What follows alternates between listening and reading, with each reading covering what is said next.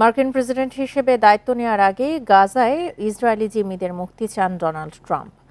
অন্যথায় মধ্যপ্রাচ্য জুড়ে হামাসের বিরুদ্ধে কড়া পদক্ষেপ নেওয়ার হুঁশিয়ারি দিয়েছেন তিনি।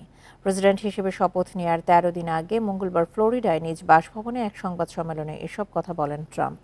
এ সময় গাজায় যুদ্ধবিরতির আলোচনায় যথেষ্ট অগ্রগতি হয়েছে বলে জানান ট্রাম্প মনোনীত মধ্যপ্রাচ্য বিষয়ক দূত স্টিভ উইটকফ। এদিকে ট্রাম্পের হুমকির পরে জিম্মিদের মুক্তি নিশ্চিত করে উপত্যকায় হামলা বন্ধের দাবি পুনর্ব্যক্ত করেছে হামাস। এর আগে রোববার গাজায় সম্ভাব্য যুদ্ধবিরতির চুক্তির অধীনে প্রথম দফায় ৩৪ জন জিম্মিকে মুক্তি দিতে রাজি হয় গোষ্ঠীটি। অন্যদিকে গাজা জুড়ে ইসরায়েলি হামলায় একদিনে আরও ৪৯ জন ফিলিস্তিনি নিহত হয়েছে। নিহতদের মধ্যে তথাকথিত নিরাপদ এলাকা আল মাওয়াসির ৫ জন শিশু রয়েছে।